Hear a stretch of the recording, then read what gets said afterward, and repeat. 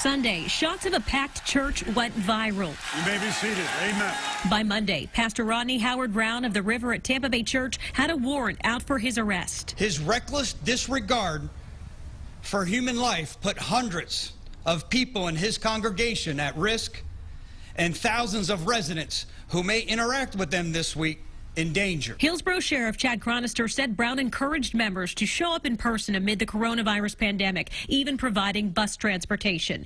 Browne turned himself in on charges of unlawful assembly and violating public health emergency rules of isolation and quarantine. This church has a concern not only for the physical well-being of its participants in the community, but also the spiritual well-being. Liberty Counsel, now representing the pastor, maintains the church had hand sanitizer available, 6-foot separations on the floor for family groups, and staff wearing gloves. They bought $100,000 worth of hospital-grade equipment that they have established throughout the church that kills microbes, including those in the family of the coronavirus. Attorney Matthew Staber calls the arrest discriminatory and unconstitutional. You cannot look at this situation and say that it's being evenly enforced across the board. Texas-based First Liberty Institute, which defends religious freedom, sees gathering restrictions in a different light. This is a hard adjustment for people to make, but I think we have to make that adjustment. The state has to have a compelling justification, a compelling reason to say we're going to ask people of a certain size of gathering to stop meeting for a period of time temporarily. They're encouraging religious leaders to continue serving, just online, in small groups or drive-through type events. Let's figure out the best way we can go and work together to preserve religious liberty on the one side, but also maintain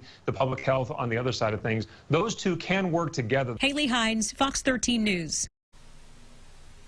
All right, Haley, thanks. So where exactly does the Constitution stand on when we have restrictions for gatherings, especially when you have a religious one? Well, check this out today. We spoke with William LaMarshall. He is actually a professor of law at the University of North Carolina. He's an expert in constitutional law, and he told Fox 13 today that if there's a dangerous epidemic that actually is putting communities at risk, there are, in fact, legitimate government reasons to restrict what otherwise would be constitutionally permissible.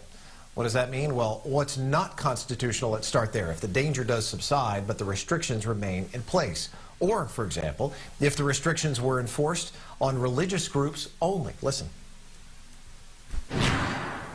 If the order said that only religious groups couldn't congregate, that would be a problem. But as long as it's a neutral limitation, then it goes to political gatherings, it goes to religious gatherings, social gatherings, concerts, as you mentioned.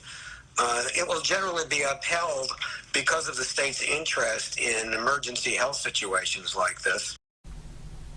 And Marshall referenced the case, in fact, this one, Jacobson versus Massachusetts, way back in 1905, an example of the government overriding individual liberties during a health crisis. A pastor objected to the state requiring people to get smallpox vaccines. Well, the Supreme Court, they sided with Massachusetts, ruling that the general public has a right to protect itself against epidemics.